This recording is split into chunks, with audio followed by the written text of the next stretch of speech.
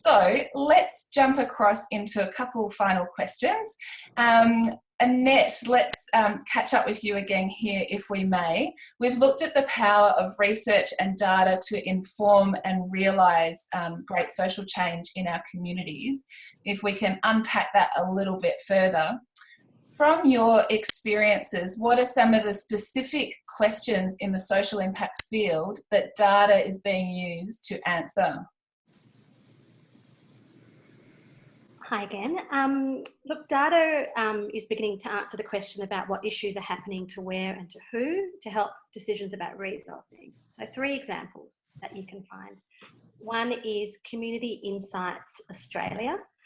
They have taken data, Australian data, and created geospatial maps. So you can jump anywhere in Australia, right down to almost the street level, and see the social issues that are impacting in those areas. So it's really clever, elegant use of taking raw data into mapping device.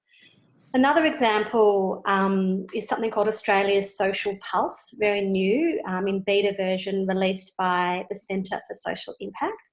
And what that is showing is the progress over time in different social and environmental issues.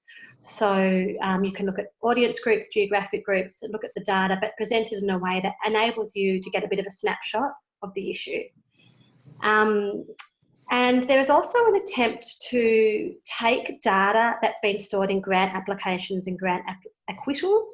So if you can think about 600,000 charities in Australia, 20,000 of them have DGR. They're writing a lot of grant applications. There's a lot of acquittals. The acquittals talk about interventions and activities and outcomes, and all this data is sitting dormant. But there's a lot of data there that could inform other charities about how to sharpen their work, could inform donors about what's working, what's effective. So another example is our Community Smarty Grants. They are starting to, if you run your granting making program through them, you can actually start to see where your funding compared to what your objectives were, where your applications are coming from, what the gender balance is. They're starting to map out some of this data that's been dormant for their users. So there are 3 examples in Australia. Great, fantastic, excellent.